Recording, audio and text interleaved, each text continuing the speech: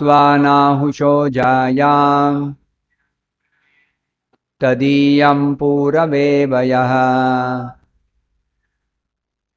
Dattva swajarasam tasmat adade vigataspruhaha Ityuktva nahusho jayam tadiyam puravevayah Dattva swajarasam tasmat adade vigataspruhaha Iti uktva. Saying this, Nahushaha Maharaj Yayati, the son of King Nahusha, Jayam unto his wife Devayani, Tadiyam his own, Purave unto his son Puru, Vayaha youth, Dattva delivering, Swajarasam his own invalidity and old age. Tasmat from him, Adade took back, Vigataspruhaha being freed from all material lusty desires. Translation by His Divine Grace A.C. Bhaktivedanta Swami Prabhupada. Shukadeva Goswami said, after speaking in this way to his wife Devayani, King Yayati, who was now free from all material desires, called his youngest son Puru and returned Puru's youth in exchange for his own old age. Please repeat this translation after me. Shukadeva Goswami said, after speaking in this way to his wife Devayani, King Yayati, who was now free from all material desires, called his youngest son Puru and returned Puru's youth in exchange for his own old age. I shall read the next 3 verses by myself. Text 22. Dishi dakshina purvasyam druhyum dakshinato yadum pratityam turvasum chakra udityam anum ishwaram. Translation. King Yayati gave the southeast to his son Drugyu, the south to his son Yadu, the west to his son Turvasu, and the north to his son Anu. In this way he divided the kingdom. Text 23. Bhumandalasya sarvasya purum arhattamam visham abhishicyagrajam stasya vashe sthapyavanam yayau. Translation. Yayati enthroned his youngest son Puru as the emperor of the entire world and the proprietor of all its riches, and he placed all the other sons who were older than Puru under Puru's control. Text 24. Asevitam varsha pugan shadvargam vishayeshu saha kshanena mamuche needam jatapaksha ivadvijaha. Translation and purport by His Divine Grace A.C. Bhaktivedanta Swami Prabhupada. Translation. Having enjoyed sense gratification for many, many years, O King Parikshit, Yayati was accustomed to it. But he gave it up entirely in a moment, just as a bird flies away from the nest as soon as its wings have grown.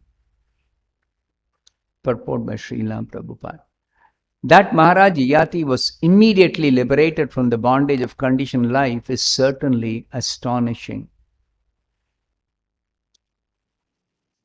But the example given herewith is appropriate.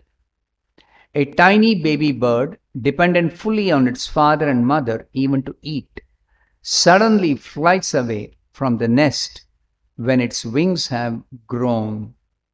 Similarly, If one fully surrenders to the Supreme Personality of Godhead, one is immediately liberated from the bondage of conditioned life, as promised by the Lord Himself.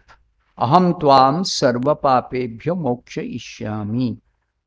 As stated in Srimad Bhagavatam 2.4.18, Kiratahunandra pulinda pulkasha abhira shumbha yavana khasadayah ye anye cha papa yadapashrayashrayah Shuddhyanti tasmai prabhavishnave namaha.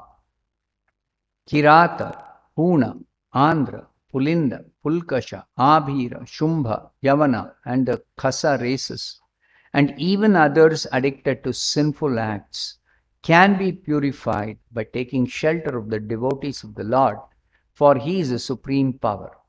I beg to offer my respectful obeisances unto Him. Lord Vishnu is so powerful that He can deliver anyone at once if He is pleased to do so. And Lord Vishnu, the Supreme Personality of Godhead Krishna, can be pleased immediately if we accept His order by surrendering unto Him as Maharaj Yayati did. Maharaj Yayati was eager to serve Vasudeva, Krishna, and therefore, as soon as he wanted to renounce material life, Lord Vasudeva helped him. We must therefore be very sincere in surrendering ourselves unto the lotus feet of the Lord. Then we can immediately be liberated from all the bondage of conditioned life. This is clearly expressed in the next verse. Thus ends the Bhaktivedanta purport. Om Ajnanatimirandhasya Jnananjanashalakaya Chakshurunmilitam Yena Tasmai Shri Gurave Namaha. Nama Om Vishnupadaya Krishna Preshtaya Bhutale Srimate Bhaktivedanta Swaminiti Namine Namaste Saraswate Deve Gauravani Pracharine Nirvishesha Shunyavadi Paschatya Deshatarine Jaya Shri Krishna Chaitanya Prabhu Nityananda Shri Advaita Gadadhara Srivasadi Gaura Bhakta Vrinda Hare Krishna Krishna Krishna Hare Hare Hare Rama Rama Rama Hare Hare.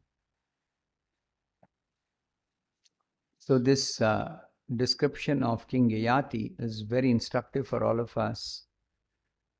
That even though Yayati was very badly entangled in sense enjoyment, still, by the grace of the Supreme Lord, he was able to come out of it.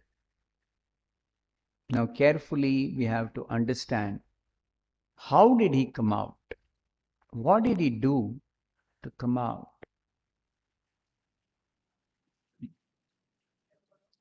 So, the first point is, Yayati was following the scriptural directions for doing his duties as a king. So this human life is a life of responsibility. So we have to do our prescribed duties. Prescribed duties means duties which are prescribed in the Vedic scriptures. So Vedic scriptures describe 4 kinds of divisions according to occupation, social orders, Brahmana, Kshatriya, Vaishya, Shudra, and 4 kinds of spiritual stages of spiritual development. 4 stages: Brahmachari, Grihastha, Vanaprastha, Sannyas. Accordingly, there are duties prescribed.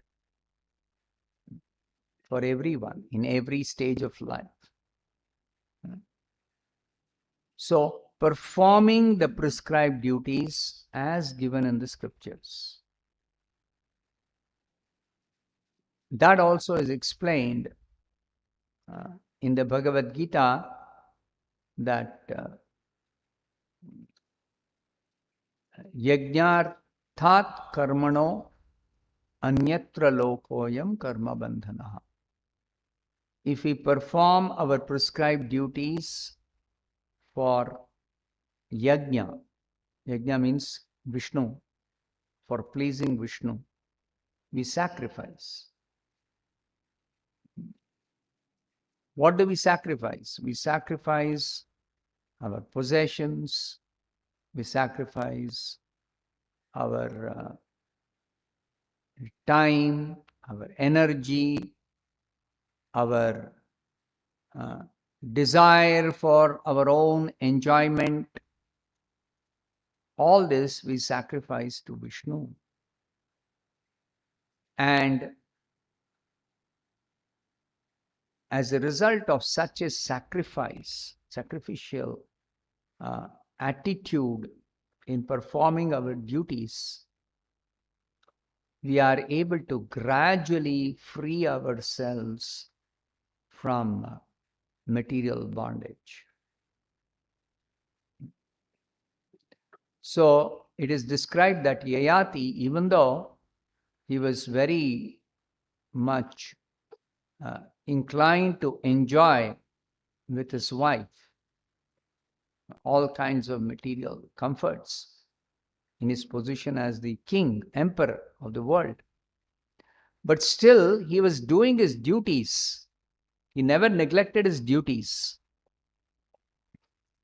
So it is described that he performed all sacrifices that were recommended for a king to perform, and he was taking care of his subjects very nicely. He was doing all his duties.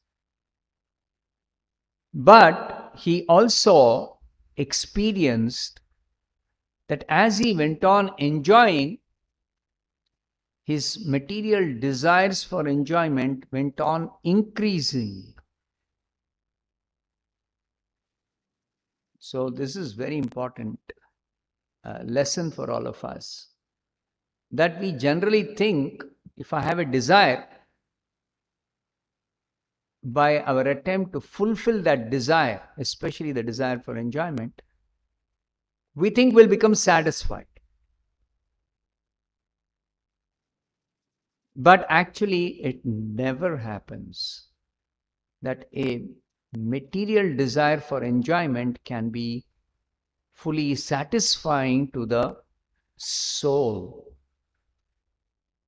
Soul means the real person inside this body, not the superficial satisfaction of the senses or the mind or the intelligence or the false ego. No. Deep within, the satisfaction of the soul. That is just not possible by any amount of material enjoyment, any type of material enjoyment. It's not possible. Why? Because the soul is completely of a different quality. Different quality. The example is given in the scriptures that a fish, which is a creature which is meant to live in water, if you remove it from the water, it will be very, very, very, very uncomfortable. In fact, it is going to die if long time you keep it out of water. But if somebody tries to comfort the fish by offering it so many different types of comforts other than putting it back in water, it can never be comfortable, it can never be satisfied, it can never be happy. Similarly, we belong to the spiritual nature as spirit soul. So if we are out of the spiritual nature, like we are now in the material world. Any amount of material comforts, material pleasures, material adjustments, material possessions, material relationships will never satisfy the soul. This is one aspect of material enjoyment. Another aspect is that material enjoyment, the more we indulge in material enjoyment, the more the material desire for enjoyment increases. Another example that is given, just like if there is a fire, and generally in a yajna, we keep pouring ghee into the fire. So pouring ghee into the fire, it will never extinguish the fire. It will only increase the fire. So this satisfying our senses or our mind for material enjoyment by supplying material pleasures is only going to increase the material desire. It's never going to reduce the desire for enjoyment. So Yayati experienced that, and realizing what is happening, he became disgusted with this business of material enjoyment. This happens to people sometime in their life. It does happen. Of course, a person who is thoughtful, little intelligent, is not completely lost in enjoyment. Not such a person. But a person who is little thoughtful. Because as human beings, we have got that facility to think, to be thoughtful, to be intelligent. Intelligence is there. Human intelligence is very special.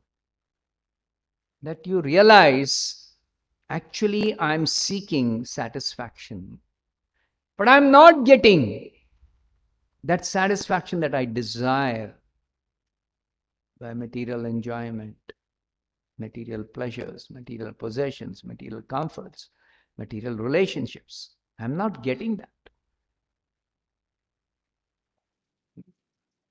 So this realization, by personal experience, it may not be possible for everyone.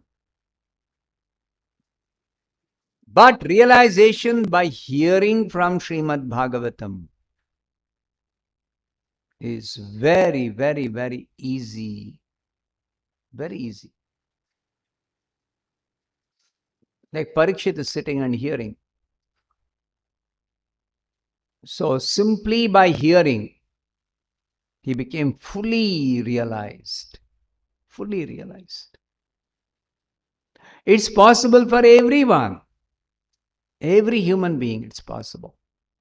Simply by hearing Bhagavatam and hearing it in such a way that we take the lessons of the historical personalities, what they have experienced, what they have realized, what they have understood, and how they became completely realized and liberated. It's possible for us. It's possible for us. So Yayati's own words here, that material happiness, whether good or bad, in this life or the next life, whether on this planet or the heavenly planets, is temporary and useless. Material happiness is always temporary. It's never permanent. And it is useless because it does not satisfy your desire. It only increases your desire, which is very dangerous. Very, very dangerous. Because as the desires increase, a person may become very desperate to try to somehow satisfy oneself through even sinful ways. Even though in the beginning one may not be sinful, but as the desire becomes stronger, greater, then uh, the attempt to satisfy such very, very strong desires may end up in our becoming sinful.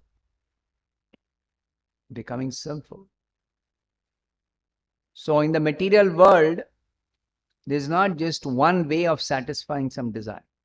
There are so many ways. Because there's so many different sense objects, so many different opportunities, so many different types of interactions between the senses and sense objects. So therefore, we may keep on trying different ways, and the intelligence may become lost in such attempts to somehow satisfy, somehow squeeze out some pleasure. So this is very, very dangerous. So Yayati says, all material happiness is temporary and useless. And one should not try to even enjoy or even think of enjoying, so that you're saved from so much of trouble. And material happiness is also the cause of our continued material existence. Material existence means this life, which is primarily having 4 defects, material life. Janma, mrityu, jara, vyadhi, dukkha, dosha, anudarshanam. Repeatedly we have to experience miseries of disease, old age, death, and rebirth. Having taken birth now, in this body we have to undergo disease, old age. Even if somebody is healthy, the possibility of becoming diseased exists as long as this material body is there. Anytime, anybody can become diseased. Anytime it can happen. So, disease is always a threat for those who are not diseased. And anyway, for those who are diseased, they are anyway suffering. So, disease, old age. Old age doesn't mean simply becoming old. Means by age. No, even young people. Old age is that stage before death. So we do not know when we are going to die. We don't know when we are going to die. Young people think that old people will die. I am still young, so let me enjoy. But it may so happen, and it is common experience, that younger people die before older people. This was not the case in the earlier ages. In the Ramayana, there is a description that one person, a citizen of Ayodhya, he went to Lord Rama when Rama was ruling. Rama's rule was very perfect. But still, one person went and complained to Lord Rama, my son has died before my death. So your ruling is not proper. That means if the king is ruling properly, the son will not die before the father dies. That means there is no premature death. or early death or death in young age.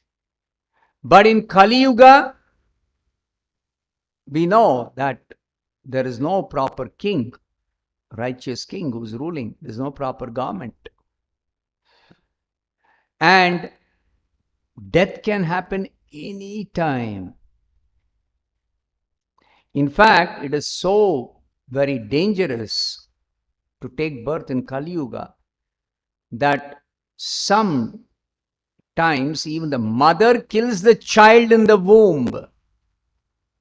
The child has not even come out of the womb, not even seen the light of the day. And just because the mother feels, oh, this child is a burden for me. So just in the word abortion, sometimes in the Western countries, they don't like to use that word. So they say MTP, medical termination of pregnancy. These are all ways of actually cheating oneself or cheating others. Medical termination of pregnancy. So they say some removal of some tissue in the mother's womb. That's all. In the beginning, that child which is conceived is very, very, very, very, very small in terms of its body. So that tissue is just removed and thrown away. Just like somebody has got a tumor, an extra growth. So they do perform surgery and remove that and throw it away. It's an unnecessary growth. Like that, in Kali Yuga, a child is killed in the mother's womb, even before it is developed its body properly and before it's born. Born means come out of the womb of the mother. So who can guarantee that one is going to live full 100 years? Anyway, lifespan is coming down. People are not living 100 years. Somebody lives 100 years is very rare nowadays. And as Kali Yuga progresses, 12th canto is described. A 20-year-old person will be considered a grand old man towards the end of Kali Yuga. But even now we see people are dying so early. So many people. So old age is the stage before death. And if death is going to come when somebody is still young, then they experience old age when they are young itself. So that old age is a serious defect because there is certainty of death. Death is certain. Even if somebody lives full 100 years, they got to die. Even Brahma has to die, who's got the longest lifespan. Even he has to die. Though Brahma doesn't suffer old age or disease like we do, but Brahma is also got to die, and therefore Brahma is also afraid of death. Even Lord Brahma is afraid of death. So there is nobody except for those who are devotees, other than devotees. No one else can be free from the fear of death. It is like a sword hanging on the neck any time. Because in the material world, we can get lost, completely lost in material engagements. So if we get lost, then suddenly death comes and everything is finished. Mrityu sarva harascha. Therefore, Yayati is telling that this material happiness is the cause of continued material existence. Unfulfilled desires is the cause of another body. And desires, can they be ever fulfilled? Never. Never fulfilled.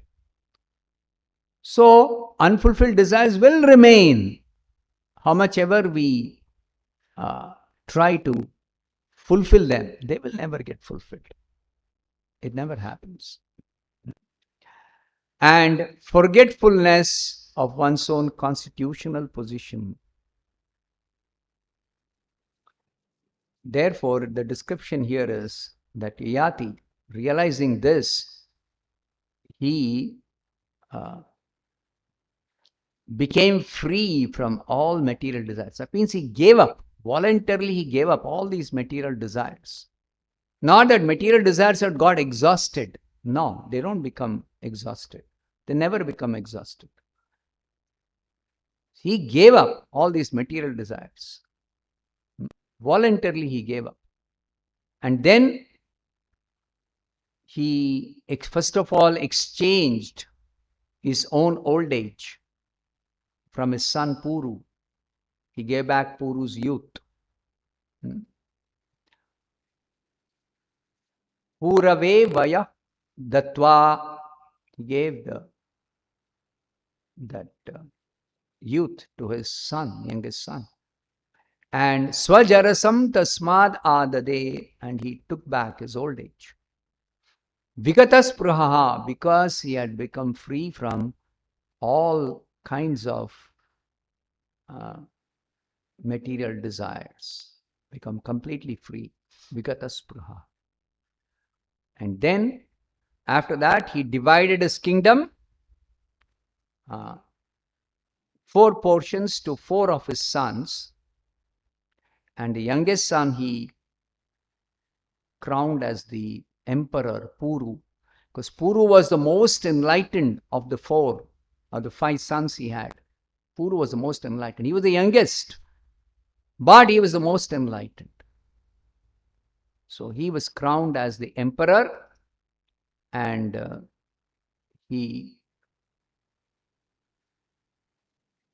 then the most important point is, even though he had enjoyed sense gratification for many, many years and had become accustomed to it, it's like it happens in this material world, it's called conditioning. We become habituated to enjoy materially, become habituated. So much so that we don't even think there is any problem or any defect or anything wrong in that. So it makes us actually forget our self, makes us dull-headed. We become less intelligent by becoming habituated to material pleasures. So he was accustomed to it, but he gave it up entirely in one moment. After doing all this handing over business, immediately he left his home and went away. Kshanena mumuche vanam yayau. He went away to the forest. Went away to the forest. No more staying even in the palace. Completely gave up. Completely. 100% he gave up. So the example is given here, just as a bird flies away from the nest as soon as its wings are grown. So even though the small bird is totally dependent on its mother. So the mother will feed the bird, the mother will protect the bird, the mother will take care of the bird. How long? Only till the bird has grown its own wings. As soon as the wings have grown, it simply flies away from the nest and it is on its own. Exactly like that, when Yayati got that realization, immediately he gave up. He gave up. So therefore, even in the Bhagavatam 11th canto, it is told that having got this human form of life, one should take to Krishna consciousness immediately. If one is not able to take up immediately, means Kaumaram acharet prajno. When one is 5 years old, one should begin Krishna consciousness. Even if one is not able to begin when one is 5 years old, it is never too late. Whenever one realizes, just like Yayati, he realized late. But as soon as he realized, he completely gave up all material desires and went away for seriously practicing Krishna consciousness. So we should also do that. Now we have the opportunity, having come in contact with Krishna consciousness, we understand by hearing, by reading, by our own reflecting on our past. Now we should give up material enjoyment. We should give up material enjoyment. And we are not losers if we give up material enjoyment. We don't become bereft of all pleasures. No. There is spiritual happiness. Even in the present stage, real spiritual pleasure is only experienced when we are fully purified. That is the spiritual ecstasy, bhava. That is the purified state. But even now, when we are not fully purified, still, there are so many nice things in Krishna consciousness we can experience even now. Just like the pleasure of tasting nice prasadam. Anybody can, any sane person at least, can experience this pleasure. The pleasure of kirtan, the pleasure of seeing beautifully decorated deities. All such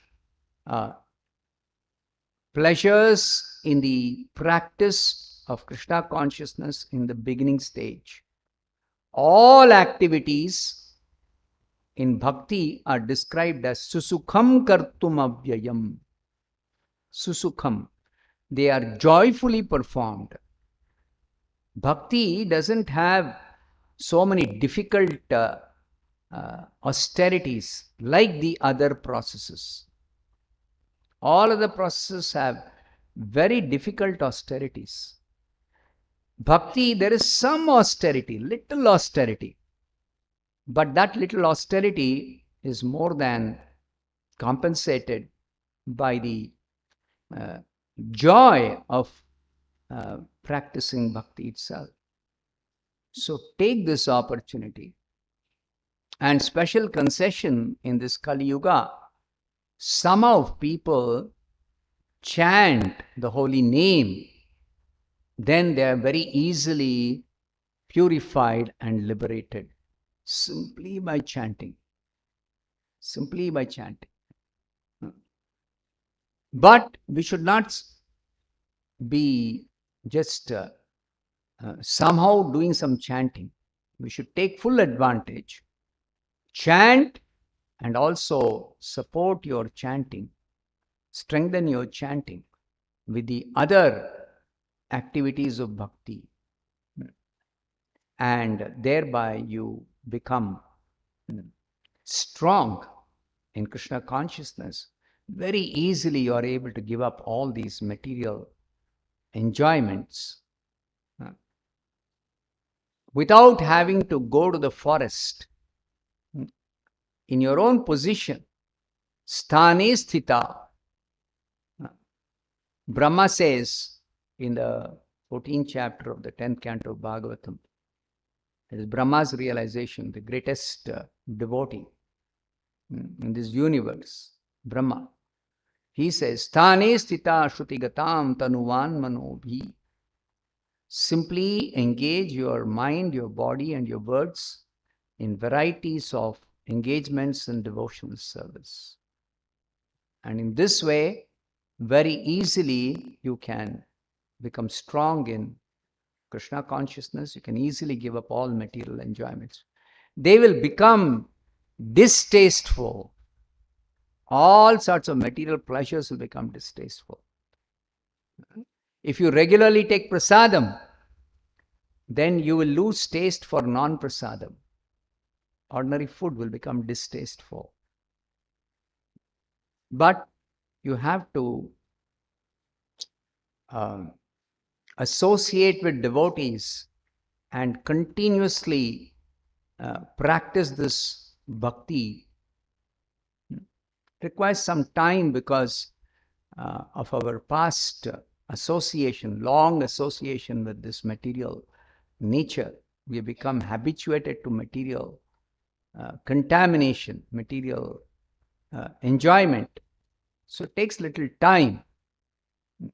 But if we continuously, regularly take prasadam, chant Hare Krishna, associate with devotees, come to the temple, have darshan of the deities, hear Bhagavatam regularly, very easily you become fixed up in Krishna consciousness. And then all the material activities will become distasteful. You develop a special taste and attraction. Krishna is supremely attractive. But that supremely attractive Lord actually, He will attract us only when we take some baby steps at least towards Krishna consciousness. So we have to take some steps. And then Krishna will attract us and then make us forget all this material nonsense, as Prabhupada says. I'll stop here. Srimad Bhagavatam ki jai.